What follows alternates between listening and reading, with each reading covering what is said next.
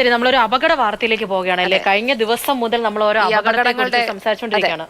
Thiruvananthapuram Nedumangad school bus നിയന്ത്രണം വിട്ട് മരത്തിലിടിച്ചാണ് അപകടമുണ്ടായത്. 10 കുട്ടികൾക്ക് ചെറിയ പരിക്കേറ്റു എന്നാണ് അറിയാൻ കഴിയുന്നത്. കുട്ടികളെ ആര്യനാട് പ്രാഥമിക ആരോഗ്യ കേന്ദ്രത്തിൽ എത്തിച്ച് ചികിത്സ നൽകിയിരിക്കുകയാണ്.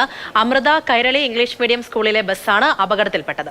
വിവരങ്ങളുമായി ഗോകുൽനാഥ് ചേരുന്നുണ്ട്. ഗോകുൽ, എങ്ങനെയാണ് ഈ ഒരു അപകടം ഉണ്ടാകുന്നത്? കുട്ടികൾക്കാർക്കും പരിക്കില്ല എന്നാണ് അറിയാൻ കഴിയുന്നത്. എന്താണ് കൂടുതൽ വിശദാംശങ്ങൾ?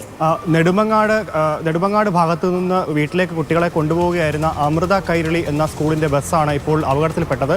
വലത് ഭാഗത്തേക്ക് വാഹനം വലിയ രീതിയിൽ വേഗത്തിൽ തിരിക്കുന്ന സമയത്ത് വാഹനത്തിന് നിയന്ത്രണം വിട്ട് വാഹനം മരത്തിലിടിക്കുകയായിരുന്നു. എന്തായാലും 10ഓളം വിദ്യാർത്ഥികൾക്ക് പരിക്കുണ്ട്. ഇതിൽ പലർക്കും കുട്ടികൾക്ക് പല്ല് നഷ്ടപ്പെട്ടു, അതുപോലെ തന്നെ തോളിന് പരിക്കേറ്റവരുണ്ട്. പലരുടെയും നില സാരമുള്ളതല്ല. പക്ഷേ ഒരു കുട്ടിക്ക് അതിതീവ്ര നിലയാണ് ഇപ്പോൾ ഉള്ളത്. കുട്ടിയെ ഇപ്പോൾ SAT ആശുപത്രിയിലേക്ക് മാറ്റിയിരിക്കുകയാണ്. മറ്റു കുട്ടികളെയൊക്കെ തന്നെ പ്രാഥമിക ചികിത്സയ്ക്കായി പ്രാഥമിക കേന്ദ്രത്തിലേക്ക് മാറ്റുകയും ചെയ്തു. എന്തായാലും ഒരു കുട്ടിയുടെ നില ഗുരുതരമാണെന്നുള്ളതാണ് അറിയാൻ സാധിക്കുന്നത്. ഗൂഗിൾ, എങ്ങനെയാണ് ഈ അപകടം ഉണ്ടായത്? അതായത് മരത്തിലിടിച്ചത് എങ്ങനെയാണ് ഈ വാഹനം?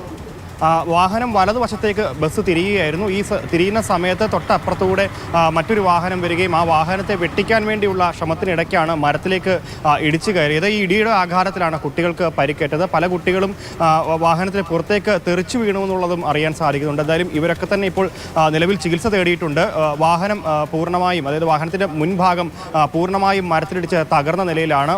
ഡ്രൈവർക്കും പരിക്കുണ്ട് എന്നുള്ളതാണ് അറിയുന്നത്.